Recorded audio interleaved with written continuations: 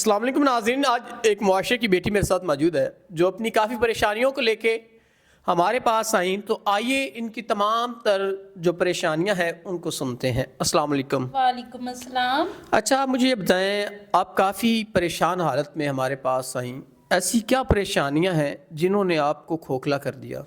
मैं अपने भाई के साथ अकेली रहती थी। मेरे वालिदैन का इंतकाल हो गया था। मेरे भाई मेरे साथ रहता था। हम दोनों बहन भाई अपनी ज़िंदगी गुजार रहे थे अच्छी भली। लेकिन कुछ हादसात ऐसे होते हैं जो ज़िंदगी में कभी नहीं भुलाए जाते। मेरे भाई का एक हादसे में इंतकाल हो गया। उसके बाद मेरी ज़िंदगी का पूरा ज़वाल शुरू होता है।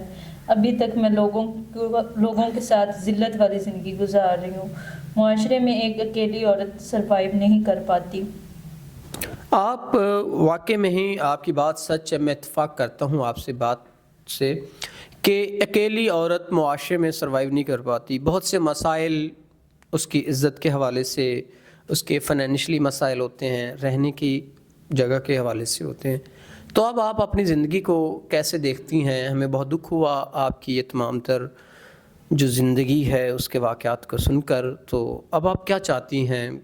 इनके तहफ़्फ़ुज़ आपको किस सूरत में मिलना चाहिए? जी बिल्कुल, मेरी ज़िंदगी के हालात बहुत ही तंग हैं।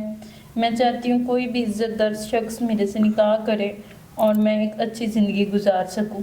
नाज़रीन, अगर कोई अच्छा इंसान नमाजी हो, परहेज़गार हो, मीन के इस्लाम के मुताबिक अपनी ज़िंदगी गुजारता हो, तो ये चाहती हैं ये उस शख्स से निकाह करें जो इस्लाम के मुताबिक इनकी ज़िंदगी को लेके चले। तो हम उम्मीद करते हैं कोई ऐसा नमाजी, परहेज़गार, हाजी इनको इंशाल्लाह मिल जाएगा जो इनकी ज़िंदगी को मज़ीद बेहतर बनाएगा। तो इसी के साथ अपने मेज़बान नवाब अहमद को दे इजाज़त। खुदा हाफ़िज़।